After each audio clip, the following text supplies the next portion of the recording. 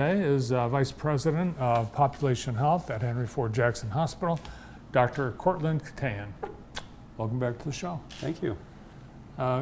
Every time you're here, we talk about COVID, and Yeah. we've seen last month the public health emergency is over in the country. The statistics are improving. What about here in Jackson? Much better here too. Maybe it was because they just ended the public health emergency, and so things have just started to get better. But the cases we see in the hospital are significantly less, and we don't have.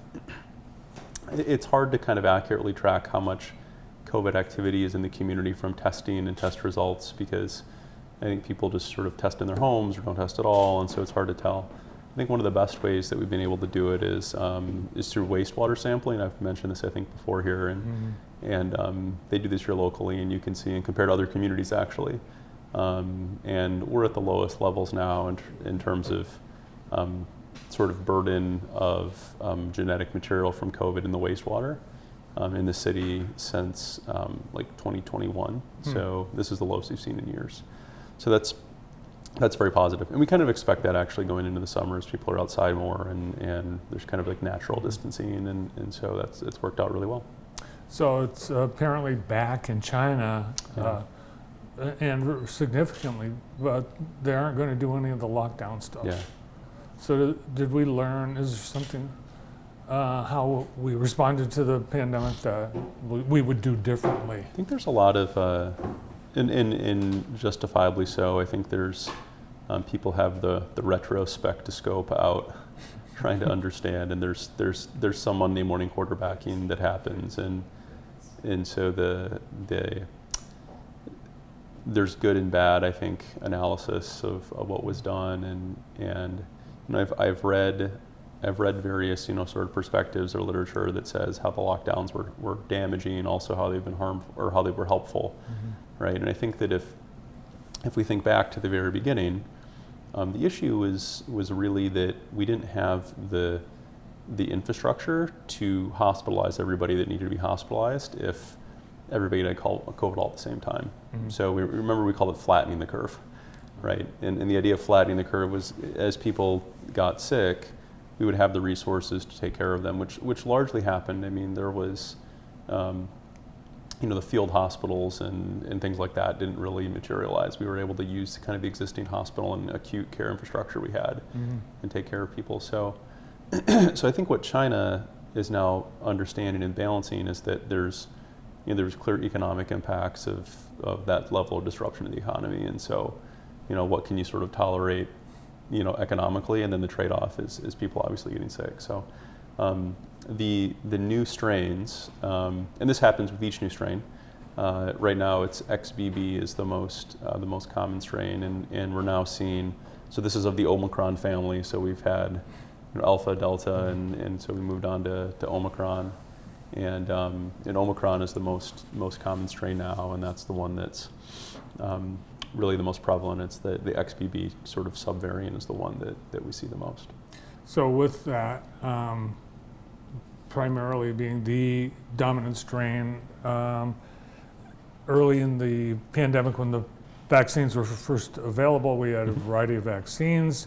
Then we had different schedules, different ages. It was confusing, I think. Yeah.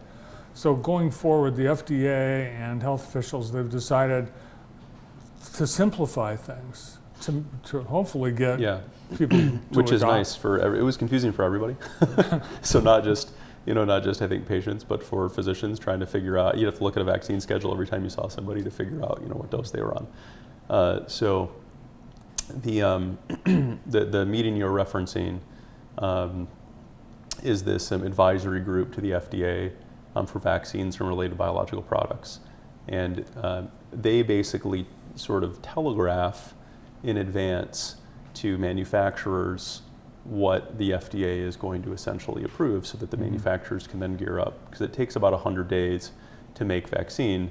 So we can't get until October and say, oh, we need this type of vaccine, because we can't respond that fast. So what they've advised to the FDA is that it would be a a monovalent, so a single strain. It would be this XBB Omicron strain that would be included, and that would be the single shot that people get in the fall. So we sort of get onto this flu shot type annual. Once a year Annual schedule. I'm sure that in the hospital where we're required to get flu shots every year, I'm sure people will be getting both arms. Everybody will just sort of line up and it'll be poke one in each arm. So it makes it much easier for everybody to have one a year. So we're people that are due to get their next vaccine at this point. I think there's boosters that people are eligible for. Should people go ahead and do that, or should we wait until the new annual one comes out? I think it depends. That's probably in that discussion with your doctor type, type answer. I think for people that are younger and healthier, that is probably not quite as a pressing need. But for people that, if there are people that have more chronic medical conditions or at higher risk, those are people that really probably should be still considering it, because they do have a risk of exposure, or risk of getting sick, obviously, before we get into the fall when the new vaccines will be available. They're probably going to be available in September, because it's about a 90-100 day manufacturing process. And that would be perfect, as far as that's like flu shot time too, right? That's right. And the reason why it's still important to do it is COVID is still a different type of virus. It's not the common cold. It infects different parts of our bodies, and I think people have heard about long COVID now. That's sort of come and gone, but it's sort of like a quiet epidemic where somewhere around the best guesses are is about 20% of people who get COVID get long COVID. Wow. So it's very common, and that basically just means that symptoms have been developed that are lasting now 2 months beyond the acute course, and it can be everything from the symptoms are all over the place. It can be a cough, it can be shortness of breath, it can be headaches, it can be brain fog, it can be joint pain. It can be any sort of system where there's symptoms that are now persisting, and actually the best way to prevent long COVID is to be vaccinated. People that have been vaccinated have about 50% the risk of developing long COVID compared to people that have been unvaccinated. So if the immune response is already primed, people tend to have much less severe kind of long-term consequences. So long COVID, it could be permanent long COVID, because in some cases there's permanent damage to people's lungs. That has been true. That's true as well. Yep. Yeah. All right.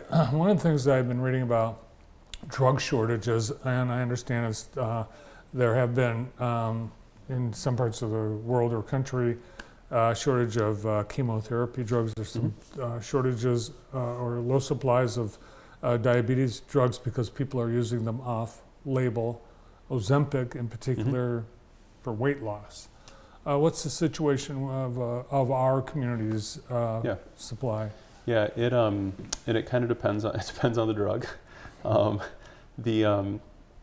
think the chemotherapeutic issues refer to some kind of generic chemotherapies that have been available for a very long time, used for treatment various types of cancers, and so that my understanding is that has improved, but there definitely remains sort of some attention on that. I think the physicians who are especially the hem-onc, sort of the cancer center physicians that are here know certainly if there are alternatives that people can be on that. Because remember, these are sort of generic medications, right? So they're very common medications, and most types of cancer have various types of drugs that can be used to treat them. So so I think they're doing the best they can to kind of work around where shortages are. But I think in those in particular, that's improved, and that's less of an issue than it was, probably 2-3 months ago. As soon as attention is on something like that, there tends to be a response, and and the other thing, the Ozempic's is almost a bigger problem because the supply and demand mismatch is so significant. It's not like we have an epidemic of people with cancer right now that need If anything, actually, we've had, from like a population standpoint, fewer people that are getting more advanced stages of cancer. Like actually, we could talk about data here in the Jackson community where if you look back 5-10 years, the level of cancer at which we're diagnosing people is much better. So it used to be the case, 7, 8, 9 years ago that we were finding more cancers. So things like colon and breast, things like that, the really common ones. At more advanced stages, stage 3 and stage 4, where it's already sort of spread into the body. And at that point, there's a lot less you can do. And we've been really successful from kind of a prevention standpoint, identifying and screening people really earlier, right? So women starting their mammograms in their 40s. Now colon cancer recommendations also for people in their 40s at 45. And we're seeing picking up those stage 1 and 2 cancers that aren't ever getting to stage 3 and 4. And so because of that, then we aren't using those late stage drugs. That's exactly right. Yeah, that's exactly right. So it's that's been a really good. So we actually we can compare ourselves in this community to others around the state and nationally. And the measurement system is called HEDIS, and those are metrics that are used sort of standardized across the country. And we are pretty much like 75th percentile or better, kind of across the board, whether that's managing people's diabetes or their high blood pressure, cancer screening, and that's pretty good. That is good because that's an improvement of what this community was like 10 years ago. It's a huge improvement, and so there's a lot of credit goes to all the providers, the physicians, the health system, the independent docs. And there's been a real focus on that, and through the network, we've been able to really improve our performance on those quality indicators. And so that helps when you have situations like this with shortages in drugs. Ozempic's kind of a different situation because people are using that off-label for obesity, which it may have great indications for that, but it's really needed for people that have diabetes. And there's a lot of people who are obese and a smaller number, although still a huge number that have diabetes. And it's apparently very effective. If you've seen the statistics on, people in 36 weeks lose 16% of their body weight on Ozempic. If you're 200 pounds, you lose 30 pounds in a month, in 3 months. It's pretty. It's pretty good. Yeah, it's pretty good. Yep. All right, so now, due to a court case, health plans are required to pay for preventative health, and that's something you've been a big advocate for preventing disease and illness. It's a lot cheaper, and of course, it's a better outcome. Yeah, I was happy. That was so that court case was a challenge to sort of some of the central, one of sort of the central reforms in the Patient Protection and Affordable Care Act back. That was like 2009, I think, is when that passed. Obamacare. Yeah, Obamacare. Yeah, and one of that was that care that is recommended by the U.S. Preventive Services Task Force, which is it's an independent body. It doesn't take into consideration cost. It just looks at what is the evidence-based thing to do. What does the data say we should be doing for preventive care? And so that could be everything from aspirin for people with heart disease to colon cancer screening and breast cancer screening. They're the ones that come out and say people should be getting colon cancer screening at age 45, right? That's the group that says that. And so part of Obamacare was basically saying that insurance companies had to pay for services that were recommended by the USPSTF. And so that was challenged, that health plans would have to do that. And from my perspective, thankfully that was upheld because, we have seen the impact of that payer requirement. I see it every day. I see people that are, just what we were talking about, we're picking up cancers earlier. We are doing a better job of managing people's high blood pressure and their diabetes, and those are the types of things that add years to lives. There's no question about it. So it's both cheaper, but it improves people's quality of life when you're identifying diseases sooner and preventing those bad outcomes. Yeah, I think even at the Henry Ford booth at Juneteenth, they were measuring people's blood pressure. That's right. Yeah. So a viewer wanted to know about all this forest fire smoke. It's the submersible explosion blew the forest fire smoke off the front page, but it's still potentially a problem, and we could see a pattern where that smoke comes back. Is it something to worry about? So I think that's a really, to that viewer, I think it's a great question, actually. So we don't see anything here like is seen in the western parts of the United States. Places like Idaho, Utah, Colorado, parts of California, obviously, have really significant air quality problems, especially Utah, actually, with the forest fires that are in the west and in sort of southern parts of the northern part of the country. They actually will have air quality action days. People need to stay inside and can't go outside. Most of us have some app on our phone or something now that tells us what the air quality level is like, and if it affects sensitive groups or not. And there's basically 4 categories. The highest level category is really people that are unusually sensitive, and then it basically goes based on level of sensitivity. And the highest level, which I think is like over 200 parts per million, is where everybody should really be inside.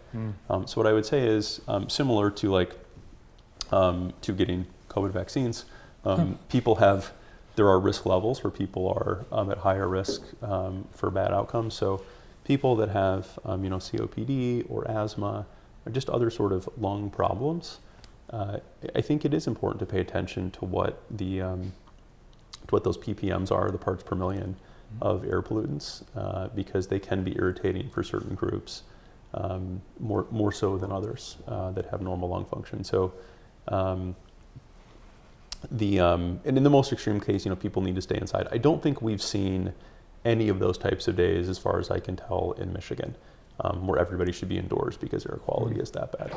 And I think it's unlikely we'll probably see things that severe here, even with the forest fires that are nearby.